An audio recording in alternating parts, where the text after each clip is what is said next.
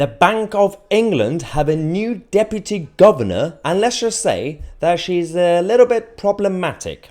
Firstly, she's a classic metropolitan liberal elitist globalist. Surprise, surprise. So, secondly, I think she's more interested in other areas, let's just say, the World Economic Forum ideas, rather than looking after our country. Alright, let's talk about Sarah Breeden. First things first. We are going through the age of centralization, more centralization and more globalization, right? We know that the digital currencies are coming up and they're going to be, as they are proposing, programmable. So the government and Bank of England will be able to program the currency, which means that this is not really a theory, this is what they say, that in time of crisis, for example, they could be able to tell us what we can spend our money on and how much of our money we can spend on, right? So this is what has already been proposed.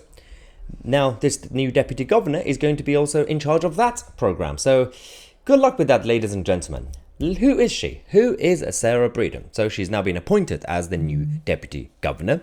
And for those who don't know, back in 2007-8, when we had the financial crash, Northern Rock was one of the establishments that had some issues, let's just say.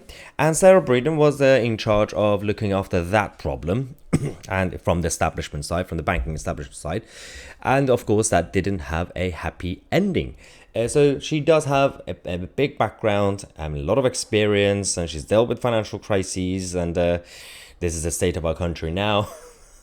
But let's talk about Sarah. Let's talk about what she's said. Who is she? What she's done? First things first, Jeremy Hunt is very excited, the Chancellor. He said, "I am pleased to appoint Sarah Breeden as the next Deputy Governor of the Bank of England, who brings extensive experience to the role, including from her work as a member of the FPC and across monetary, economic and financial matters. I want to thank Sir John Conliffe for his decade of service as Deputy Governor of the Bank of England. Over the last 10 years, he has led the bank's work on delivering financial stability and has played a key role in ensuring Britain's financial services are well placed to thrive in the future." Sure, Jeremy, sure. All right, now, Sarah. It's time to talk about Sarah. The World Economic Forum. And obviously, these guys get together every year in Davos, and going forward, they're also going to be meeting in China every summer, because why not? President Xi is very friendly. And Sarah Breeden has previously attended these sort of events. She's written stuff. She has made speeches about globalization and centralization. It's not really a big surprise, is it? Firstly, Sarah Breeden, for someone who's supposed to be focusing on financial matters, she's very much concerned about climate action. She wrote a speech and articles about how we are approaching a tipping point, apparently. Speech by Sarah Breeden, Executive Director for Financial Stability, Strategy and Risk of the Bank of England at the time, at Chapter Zero's 4th anniversary dinner, hosted by the Global Association of Risk Professionals. That was in April 2023, so only a few months ago. She was talking about, again, as I said, tipping point when it comes to climate action and how we should be so concerned about it. Yeah, look after the currency first and then focus on the other things. You would think that's what they focus on. Now, look at her CV. This is the CV for Sarah Breeden. So she went to the London Business School in 1997. She's got background in finance. Her recent experience when it comes to Bank of England, she's been there since 1991. And since 2019, she has been executive director as a UK deposit takers supervision, right? But she's also been executive sponsor of climate change inside the Bank of England since June 2016. June 2016, when we voted to leave the European Union.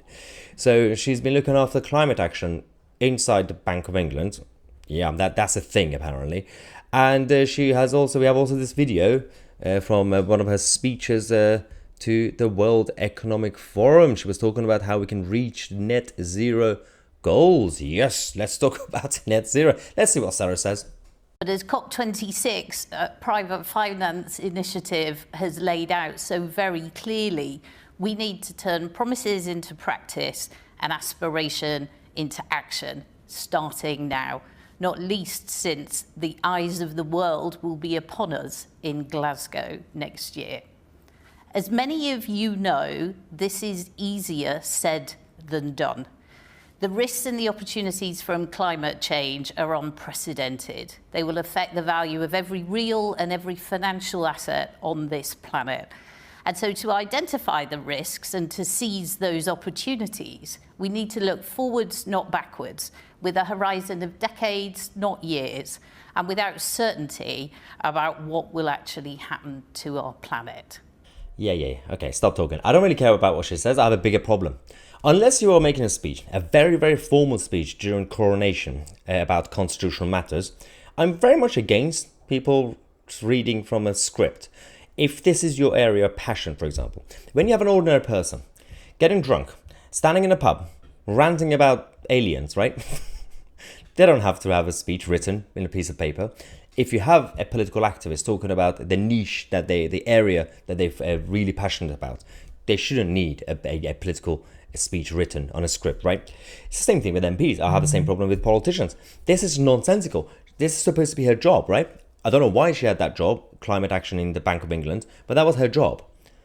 Do you really need to be like, I care about the climate. Yeah, we need to do something about it. Yeah, future, goals, vision. Just talk like a normal human being. So they're all puppets.